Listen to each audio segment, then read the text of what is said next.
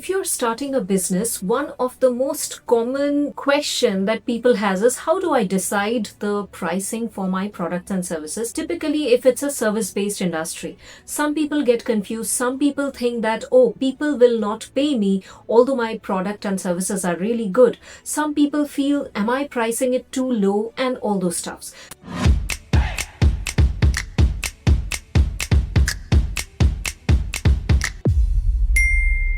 So here we are going to see some of the ways in which you can actually decide your pricing for your products and services. See, if we look at it in a broader segment, we can actually categorize into a few ways like cost-based pricing, psychological effect-based pricing, ROI, etc., etc. So let's look at it one by one. Number one is cost-based pricing, means you can decide the pricing for your product and services based on how much is your selling price and what is the profit you are making, how much expenses you are doing. So basically, based on your margin, you can decide what is the pricing you are going to keep for your product and service. That is a pure calculative method in which you want to see that there is some sort of margin in which I can, expect a profit or break even, and accordingly you can keep your pricing for it. The next method is the market related pricing. Now this is interesting because when it comes to market related pricing, you actually have to see what your competitors are doing.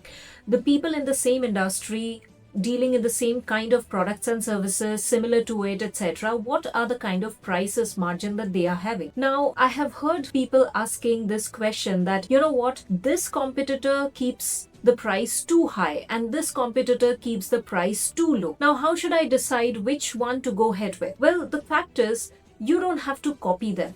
You are just taking as a reference point. Now you have to understand the value in your product, what you are providing.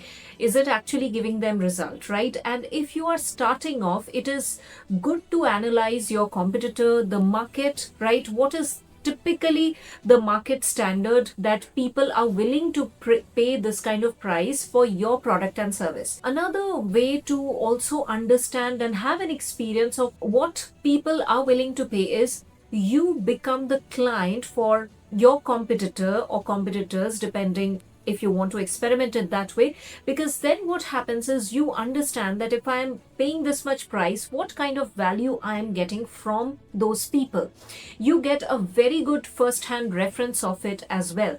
So based on the market research, based on industry standards, based on what pricing are happening at that point of time in the market, you can actually decide your pricing in this manner.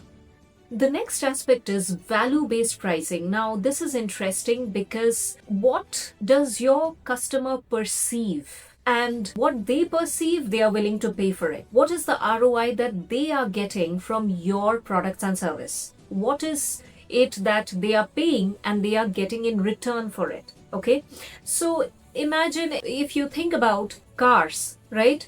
So you have a car which is Maruti Suzuki and you have a car which is Mercedes. Now, of course, there are a lot of factors related to it, but think about it. First thing, what comes to your mind? Some kind of perceived value when you hear the brand names.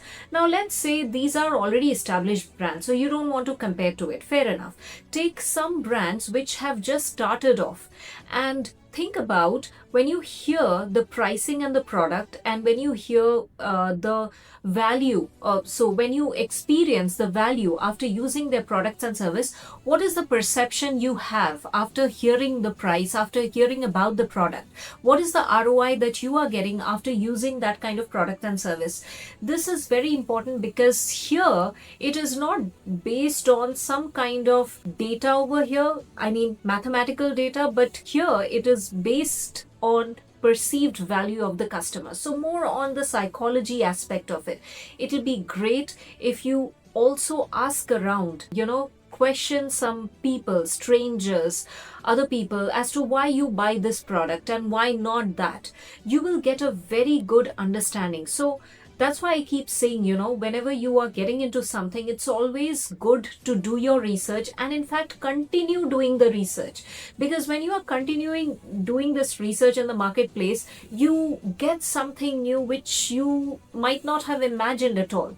So that actually gives you a complete leap and you know how to price your product and service for that. Another thing in this segment, when I'm talking about the psychological aspect of it, are something called as, premium, free trials, etc. So these keywords create a perception in the user's mind. So when you are deciding a pricing, if you actually put it like a premium pricing, if you put it something like, okay, you get this but you also get a free trial thing, it creates a perception. Now when I said this word, what is the perception it created in your mind? Think about it. So based on it, how much are you willing to take out from your pocket and pay for that product and service? So accordingly you can fix your pricing for that product and service. The next segment is more about data related and geography related as well. Like for example, region to region wise, the pricing of the same product can vary because depending on where it is and how much time and effort and money is being invested to get the product over there, it can also depend on that. Like just imagine if you eat Maggie in the normal city, town, etc., it's very less, right? But if you eat the same Maggie at the top of a mountain, it is very much higher price that you are paying. Same product, but different pricing you are paying geographically at different locations. So similarly, you need to see the region specific or what kind of geographical impact will it have if your product and service are covering that kind of a area or region. And finally, the data driven is a very straightforward one. You launch like a prototype sort of, you test it out in the market, see if that pricing works or not. It's a very straightforward, if this is pricing is working, continue ahead with that. If it is not, then you modify, change or do the necessary things that's needed to modify this entire pricing catalog. So that's a very straightforward one.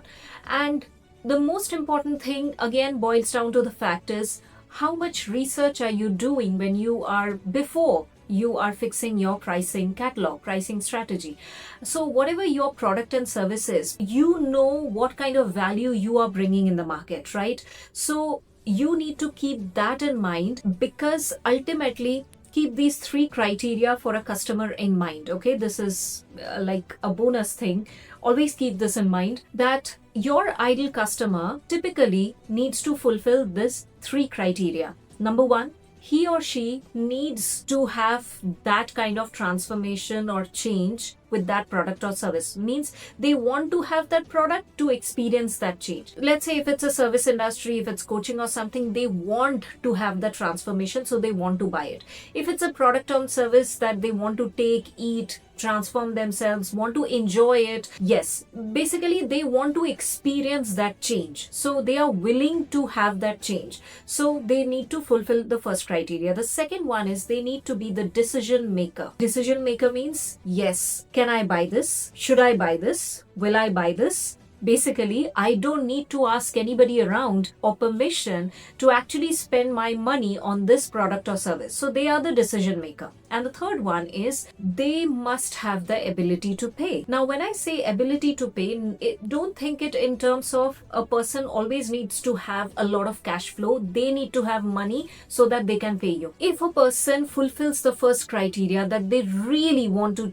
have that change in their life, want to experience it, okay, and they are the decision maker, they don't have to ask around anybody, but they don't have the money, but they find that money in order to pay you. So basically they are willing to figure out where the money is going to come from, and they are willing to pay you. So that's what is the third criteria. So typically, if you see, if your target audience are students, their first criteria is fulfilled. They have the willingness to change, transform. But the question is, are they the decision maker? Do they have the money? No. So their parents become your target audience, because they are ultimately the decision makers and they are going to pay. So like this, you can think about all the different aspects with respect to your product and service, and then you can come up with the pricing strategy. Hope this helps, and This is a festive time, so I just want to wish all of you a very, very, very happy Navratri, Diwali, and everything that's coming up. So enjoy, have fun, and namaskaram.